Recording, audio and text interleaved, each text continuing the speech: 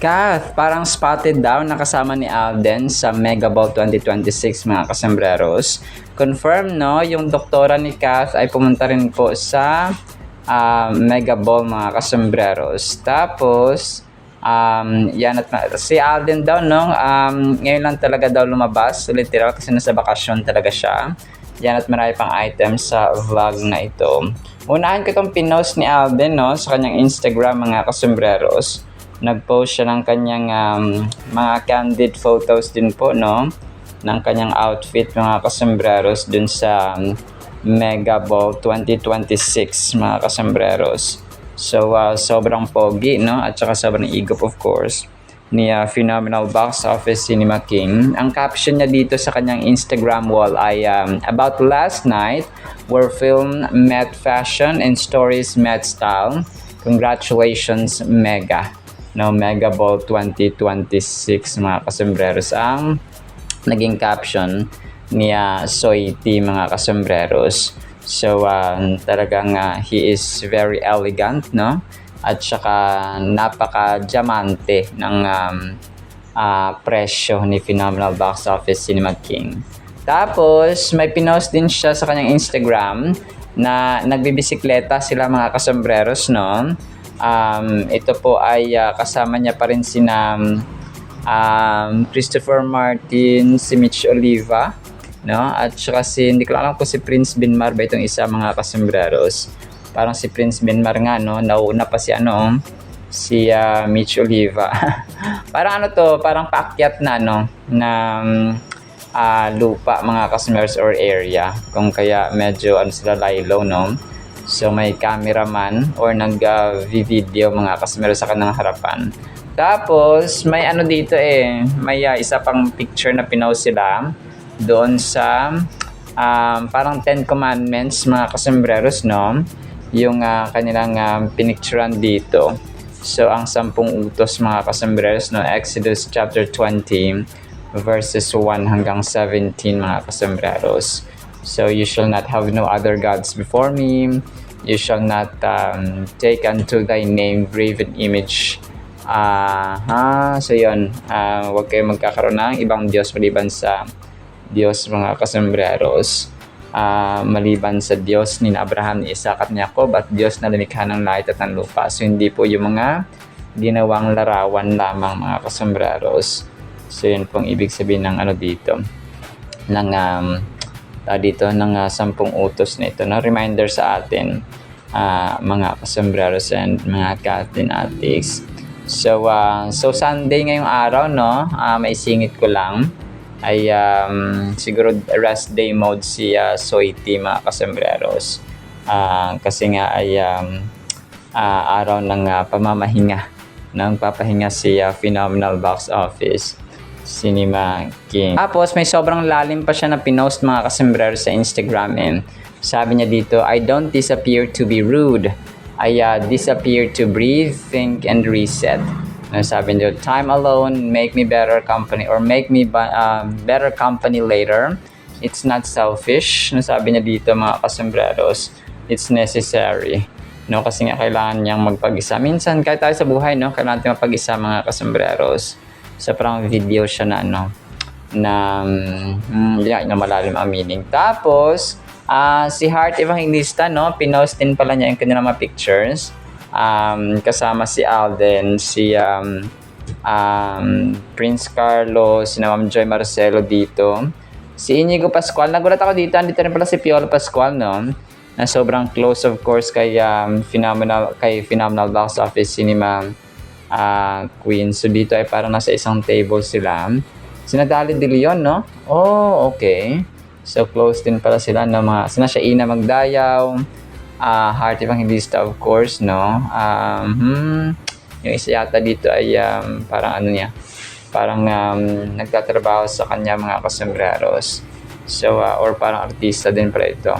Tapos may isang picture naman dito na sina Heart lang, si Alden at saka si Shintaro Valdez ba ito mga kasembreros. Si Michael Leia ng mga kasembreros, parang yata ito baka hindi ko alam kung artista si GMA or kasamahan or nagtatrabaho kay Kath mga kasombrero or kay Alden mga kasombraros. So yun po, no. Tapos may isa pang picture na sinare din si Heart, no, mga kasombraros. So separate pictures naman nila kasama sina Charo Santos, si Dali De Leon, Inigo Pascual, Heart Evangelista. Nakatayo naman sila dito na parang pula yung background mga kasombraros, at saka may bulaklak sa harap na ng mesa nila. Tapos meron din, no, kasama niya si Michelle D mga kasombraros. So ang tangkad na ni Michelle D mga kasombraros, of course, ay naka-high heels pa siya. So parang nag-uusap yata sila dito mga kasombraros, no, ni Michelle D na naka-blonde yung buhok mga kasombraros. So 6-footer, no, mga kasombraros ang dalawang ito. Kasi si Alden parang siguro yung sapatos niya ay 1 inch din yung taas mga kasombraros, kung kaya I think nasa 6 feet, no, yung kanyang height dito mga kasombraros. Tapos meron dito mas kompletong video na ibinahagi, no, ang Phenomenal Box Office Cinema King ng kanyang siguro si Laysam ito mga kasombraros. Tapos mula pagdating niya, tapos of course, no, ayos si Soiti, no, at hanggang sa escalator, hanggang sa pagdating niya doon sa mismong venue mga kasombraros. So yun, tapos ng interview siya ng Mega at ng ABS ng GMA mga kasombraros, at marami pang iba, no. Basta kompleto siya, complete set ito mga kasombraros ng ganap ni Alden. Parang Studio 24C or si Laysam yata nag-share nito mga kasombraros, no, ng kompletong video ni Soiti mga kasombraros. Tapos yun, isa sa mga major items natin, nabasa ko rin yung comment ni Ma'am Raquel, no. Maraming salamat po Ma'am Raquel, na nasa bakasyon talaga si Alden, tapos nung Mega Ball lang siya talaga nakalabas or nakapagpahinga or nag-shell out mga kasombraros, no.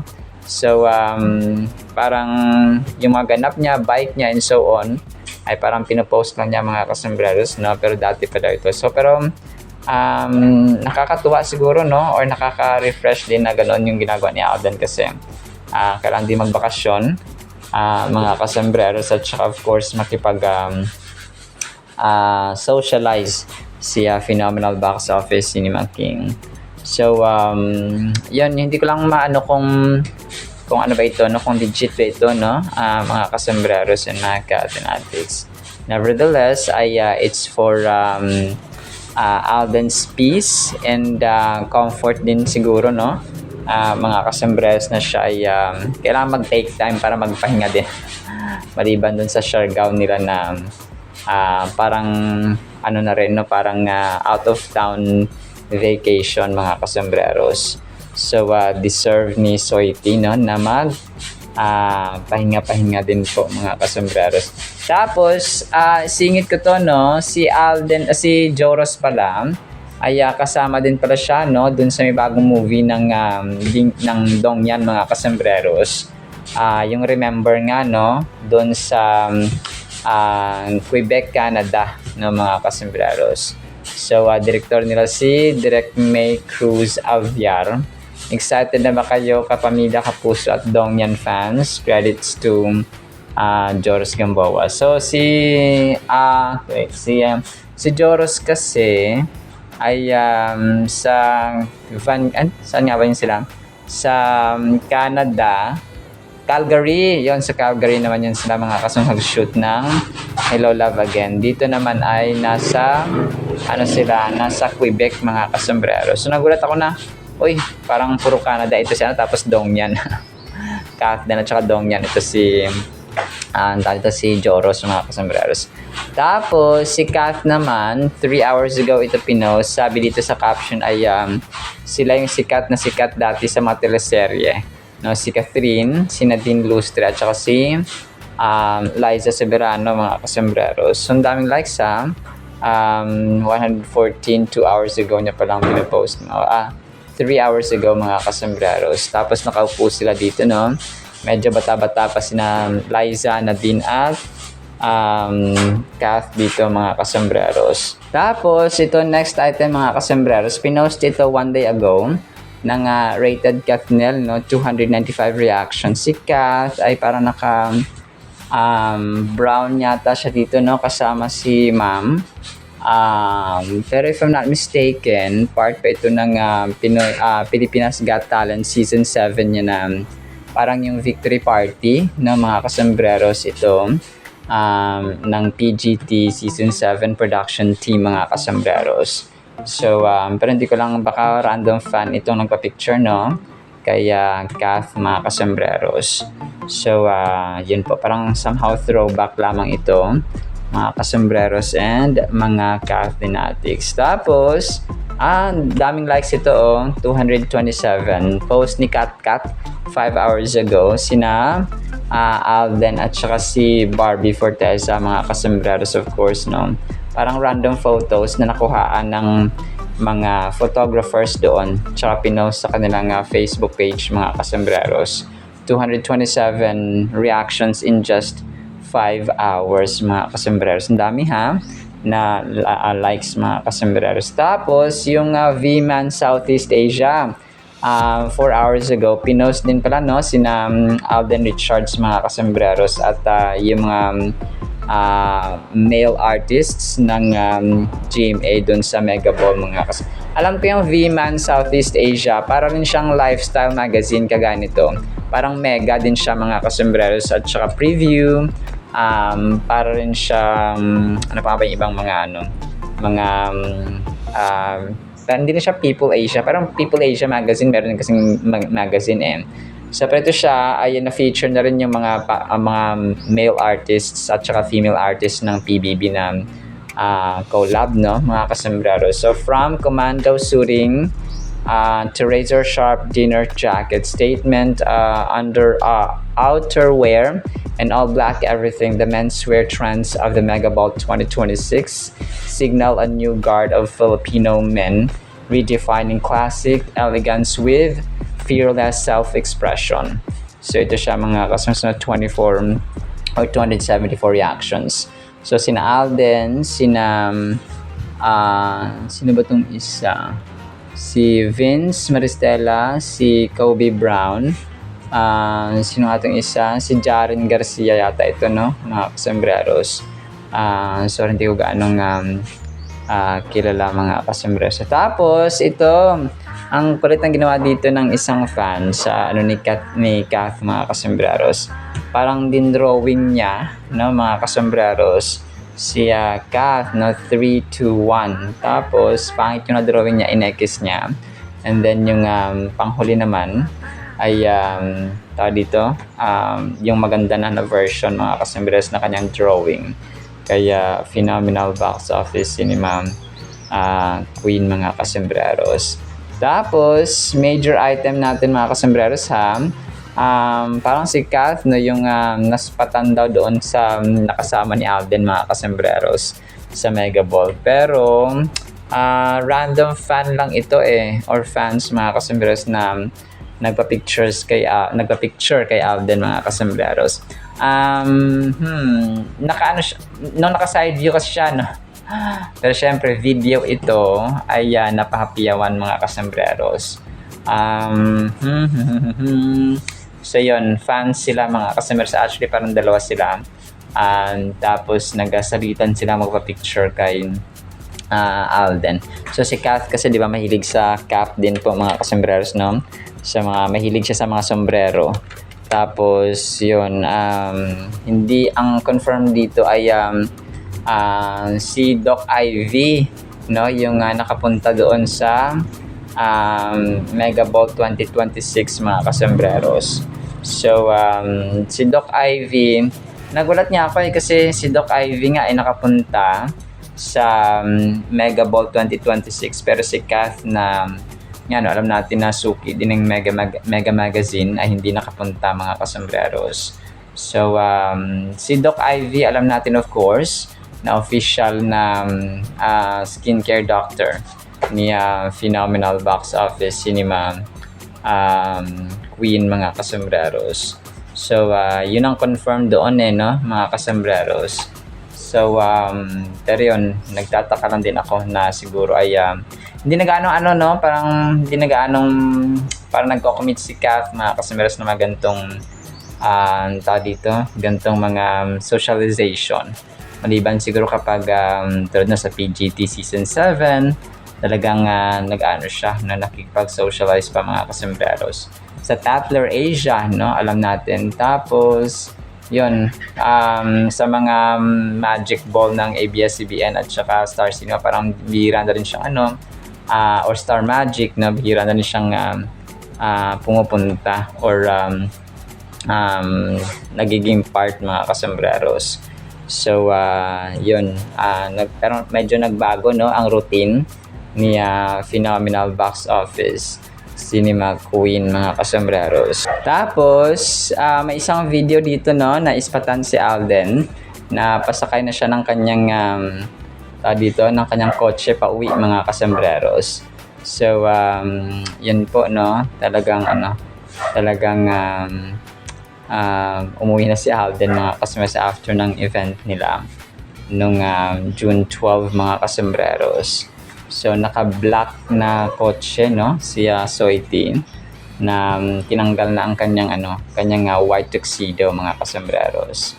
So, kasama niya of course si Mama Ten at saka si Laysam pauwi, mga kasambreros.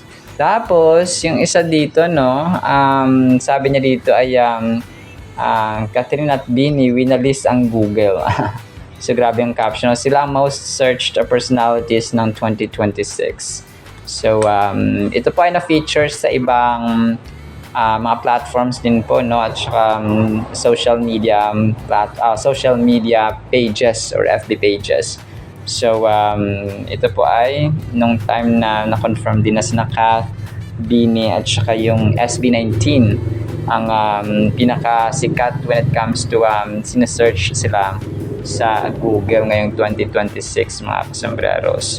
So, which is hindi na nakapagtataka, no, kasi very relevant pa rin ni attorney, mga kasambreros, kahit na medyo umiiwas na siya minsan sa mga limelight, no. Tapos, may isang fan dito na si Alden, si Kailin, mga kasambreros, ay shinare niya, mga kasambreros, no, parang random photos ni Kailin at saka ni Alden dun sa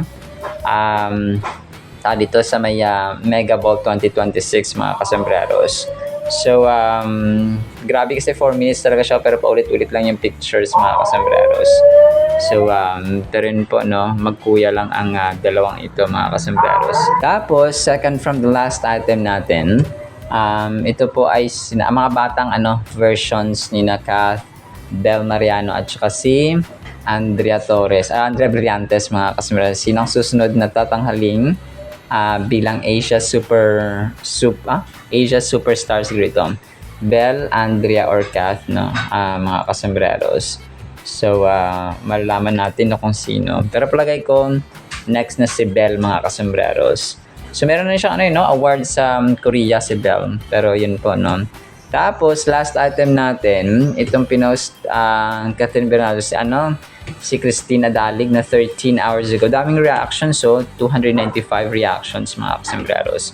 No makeup, no? Sabi niya dito kay Kath, mga kasambreros.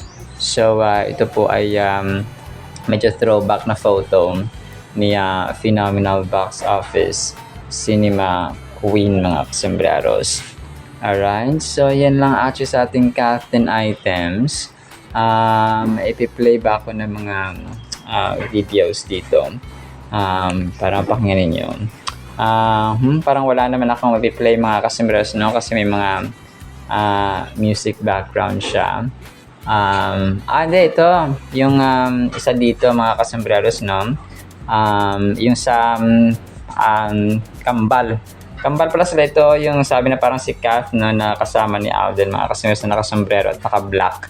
Kambal pala sila. Replay ko ito, tapos yung isa pa na mga kasambreros. And then, pakinggan natin ang salita ng Panginoon na sobrang mahalaga sa ating buhay. Isang pinagpalang Sunday po, ha, sa bawat isa.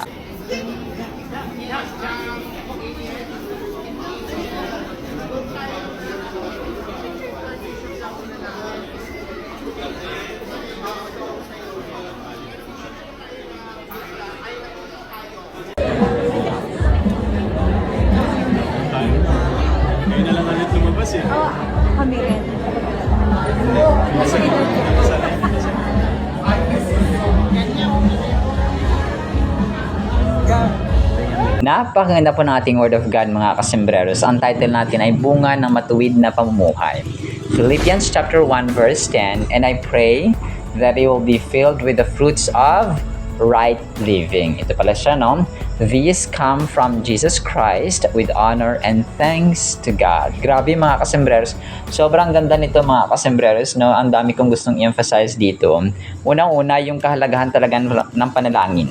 Okay, Apostle Paul, no, one of the greatest founders, mga kasembreros, one of the greatest figures sa New Testament, na kung saan ay sinulat niya ang 1/3 of New Testament books, mga kasembreros. 13 or 14 books, mga kasembreros, no, examples lamang dyan, yung Philippians, Galatians, 1st and 2nd Thessalonians, 1st and 2nd Timothy, 1st and 2nd Corinthians, Hebrews, no, Romans, and so on, mga kasembreros. Colossians, no, so siya, so 13 or 14 yung kanyang naisulat na libro. So ibig sabihin, parang after kay Jesus Christ ay siya yung isa sa pinaka mahalagang tao talaga, no, na kung saan ay ginamit ng Diyos, mga kasembreros, upang isa katuparan ang kanyang pangako at saka yung pagbabahagi talaga ng gospel na kumalat from Asia to Europe, mga kasembreros, and ngayon ay talagang entire world na siya, mga kasembreros. So panalangin, no, sa ating buhay talaga kailangan maging routine na talaga natin. Kung pa yung mga tao, di ba, may skincare routine, may mga workout routine, so kung pa may mga diet routine. So kung anong ginagawa natin araw-araw, mga kasembreros. So dapat maging part dapat natin ito, no, talagang necessary yung panalangin talaga. Kasi sabi, and I pray that you will be filled with the fruits of right living. So si Apostle Paul ay alam natin, sinulat niya yung mga librong ito, especially itong Philippians, mga kasembreros, sa kulungan. Alam niyo po, try niyo pong panoorin, mga kasembreros, yung buhay ni Apostle Paul sa YouTube or sa Netflix or kung saan mga streaming platforms na pwede kayo manood ng The Life of Apostle Paul. Talagang maiiyak kayo. And kapag maiyak tayo, mamove tayo, mga kasembreros, it will ignite us, no? It will fill us with motivation ba, may inspire tayo na magbasa ng Biblia, sumunod kay Lord Jesus Christ, no, magkaroon ng personal relationship kay Lord Jesus Christ, no? So ganun po ang kanyang gusto, mga kasembreros, sa ating buhay. You're not introduced to a new religion, mga kasembreros. It's about a relationship kay Lord Jesus Christ, no? Kahit na kayo dyan, mga kasembreros, ay talagang I encourage you to watch yung The Life of Apostle Paul, and kahit yung The Life of the Apostles or 12 Apostles, mga kasembreros. Alam ko meron yan eh. So talagang mapapaiyak kayo and mamumove kayo, mga kasembreros, and i-inspire niya tayo, no? Apart from the Lord Jesus Christ himself, no, no, sa Passion of the Christ, ay yung buhay din ng mga apostoles niya, mga kasembreros, after he resurrected or after he returned to heaven, mga kasembreros. So yun siya, no, I pray, no, talagang manalangin, kasi pag-uusap ito, no, it's our communication, mutual and personal and close communication, mga kasembreros, sa ating Panginoon, no? Kasi di ba, kunwari yung anak natin or tayo na mag-asawa, no, may asawa tayo, tapos magkatabi lang tayo, nasa isang bahay tayo buong araw, tapos hindi tayo nag-usap. So isipin yan, may tampo tayo, no, may tampuhan kayo, mga kasembreros, kasi ba't kaya hindi ako kinakausap ng asawa kong to? Parang dinadaan-daanan ako. Nandito lang kami sa isang bubong, isang tahanan, isang lugar. So parang ganun din po ang Diyos natin. Okay? Wag nating antayin na kung pa yung Diyos pa yung pumukaw sa atin na manalangin ka, o mag-pray ka, manalangin ka, kung magkausap ka sa akin, o kumausap ka sa akin. Pero kasi yung prayerless life, mga kasembreros, yung walang panalangin na buhay, especially yung kakain nga tayo, no, kakain tayo sa ating pagkainan. So wala man lang, salamat Lord sa pagkain na ito, na-bless niyo po, no? Maraming salamat po in Jesus name. So kahit na simpleng ganun ba, so parang wala talaga, mga kasembreros. So kasi no, wag nating antayin na si Lord mismo yung pupukaw sa atin na manalangin ka, kasi it's a sign of pride as well, no? Pag mayabang ng tao kapag hindi po tayo nananalangin, kasi yan no, unang-una thanksgiving, na pasalamat natin, pero wala tayong utang na loob, no, sa Panginoon, mga kasembreros. Pangalawa, parang ma-pride tayo kasi parang kaya natin ating sarili. Hindi na tayo, kasi di ba, kung kaya mo naman gawin isang bagay, ay hindi ka na magtatawag ng tutulong sa'yo. Na parang ganoon mga kasembreros. So, kung kaya gustong-gusto ni Lord na tayo pa isang parang musmos na bata, no, na clingy sa ating magulang mga kasembreros or clingy sa Diyos, na parang hindi natin kayang gawin isang bagay without His guidance, without His provision, without His blessing, alam niyo po, alam na, kaya man natin physically, no? Alam ng Diyos kasi siya mismo nagbigay sa atin ng ating karakasan, ng ating strength, mga kasembreros. But the question is, yung blessing, yung guidance niya, yung kanyang grace ko pa, Lord, i-bless niyo po ang aking mga desisyon, no? Kayo po ang manguna, no? Something like that, mga kasembreros. Yung plano ko, I lay down everything, no, sa inyo, we cannot do anything without you, no? We are nothing and we are useless without you. So, ganun siya. No, kasi kahit na anong plano natin, anong hakbang natin, without the blessing of God, hindi yan nagpo-prosper. Hindi siya nagtatagumpay, mga kasembreros, kasi nga, hindi nagsasucceed, no? Hindi nagpo-push through, kasi nga walang blessing ng Panginoon. Walang basbas, no? Ganoon siya, mga kasembreros. So, kaya marami mga marriage, marami mga, yung iba nga, walang marriage talaga, o walang kasal, mga kasembreros, no? Marami ang nagtitipon, or nagsasama na babae, lalaki sa isang bahay, hindi sila nagtatagal because yung blessing ng Panginoon ay kulang. Walang approval ng Diyos, mga kasembreros. So at times, no, maaring naghihirap sila lalo, may mga kaliwat ka ng sakit, tapos basta sunod-sunod na problema, and so on, mga kasembreros. Parang ang bigat, no? Parang gano'n siya, parang burden ka at saka stressful parating kasi wala yung blessing ng Panginoon. So gano'n siya. So, una, thanksgiving natin sa Panginoon, parang kung hindi tayo nagpapasalamat sa panalangin, ay parang wala tayong utang na loob, no? Kasi siya nagbigay nating kalakasan, ng ating talino, ng ating skill, ng ating safety, no? Yung safety na makauwi ka sa bahay mo galing sa trabaho, galing sa paaralan, no? Safety na nakakakilos ka araw-araw, kasi yung iba pumunta na ng banyo tapos na-slide, tapos namatay, no? Parang nabagok yung ulo. So something like that, no? Safety yun, mga sa atin na tayo po ay buhay pa rin hanggang ngayon ng mga kasembreros, no? Yung iba bumili na ng suka, tapos tumawid, nabangga, no? Wala na, namatay na, mga kasembreros. So, safety, mga kasembreros. Kung pa small things na hindi natin, kasi usual na sa atin, no, mga kasembreros, parang hindi natin napapansin. But if we have a close and personal relationship sa Panginoon, ma-appreciate natin yung mga maliliit na bagay na ito. Yung tipong umulan lang, nung papasalamat ka, kasi nadiligan yung mga halaman, namulaklak na yung mga gulay natin. So, Lord, maraming salamat sa pagpapabulaklak, no, pagpapabunga sa aming mga gulay at prutas, no, kasi meron kami nakakain. So, ganoon, no, mga kasama, mga small things, no, kung kaya yung sasabi dito ni Apostol Pablo, grabe sa prayer pa lang tayo. And I pray that you will be filled with the fruits of the right living, no, kasi nga, ito, bunga na matuwid na pamumuhay din yung pagiging prayerful, mga kasembreros. So, yung sabi nga niya dito ay, these come from Jesus Christ with honor and thanks to God. So, yun nga, no, in Jesus' name. So, parating pag nananalangin tayo, mga kasembreros, ay dapat in Jesus' name, in the mighty, holy, sweet, in the magnificent, wonderful, the Son of the living God, Jesus Christ. We pray sa ganoon siya, mga kasembreros. So, in Philippians chapter 1 verse 10, Paul is encouraging the believers in Philippi to focus on things that are excellent and to be sincere in their approach to life. So, yung iba kasi, kunwari, magjowa sila, tapos magsama sila sa isang bahay.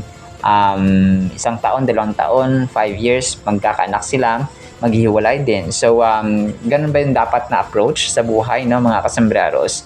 So, hindi po dapat ganun. This verse holds great meaning as it highlights a key aspect of the Christian faith, to discern what is best and to live with integrity. When Paul speaks of approving excellent things, he is urging us to make wise choices that reflect our faith. So, ganoon siya, no? Kasi sabi niya dito, right living, no? Kung yung choices natin dapat ay, nakasentro or nakafocus sa ating Diyos, no? Na si Lord Jesus Christ, because without a life of right living, life of integrity and sincerity, mga kasembreros, ay hindi rin siya kalugod-lugod, of course, sa ating Panginoon. Living a life of sincerity requires effort and courage. We should aim to be authentic and true in our words and actions. It involves being honest with ourselves and others. When we approach life with sincerity, we create an atmosphere of trust and openness, which is critical for building meaningful relationships. Embracing sincerity can also lead us to deeper connections with God as we approach Him with unguarded hearts. So, no? Pag nanalangin daw tayo ay yung puso natin ay open mga kasambreros, no, sa Panginoon, because we have integrity, we have authenticity and openness mga kasambreros sa ating Diyos. So whatever we do, open tayo sa Kanya kasi nga alam natin ang Diyos natin ay mahabagin, maawain mga kasambreros, no, at saka mahal na mahal tayo, na sobra yung tayong mahal mga kasambreros kasi nga binigyan niya ang kanyang kaisa-isang anak na si Lord Jesus Christ para sa atin, no? Grabe. So, sa final thought natin, Philippians chapter 1 verse 10 encourages us to live lives marked by excellence, sincerity, and anticipation for Christ. And of course, no, yung right living, matuwid na pamumuhay mga kasambreros. We have the ability to influence those around us through the choices we make and the character we exhibit. So, yun siya, no? Kasi kapag tayo ay good example, nagkakaroon tayo ng impact sa kanila. So, definitely yung impact na yun ay mabuti or matuwid mga customers or tama. Alright, sinaman po sa ating Word of God, ha? No, pagpalaan po tayo ng pag-ibig, pananampalataya, pag-asa, and of course, no, right living or matuwid na pamumuhay na nagmumula sa ating Diyos, no, na si Lord Jesus Christ, kagaya na sinasabi dito sa Philippians chapter 1 verse 10 mga kasambreros. Now, these come from Jesus Christ. In the mighty, holy, sweet, magnificent name of the Lord Jesus Christ, we pray with the communion of the Holy Spirit of the living God. And everyone said Amen and Amen. See you sa next segment mga kasambreros. Paalam po. I love you all.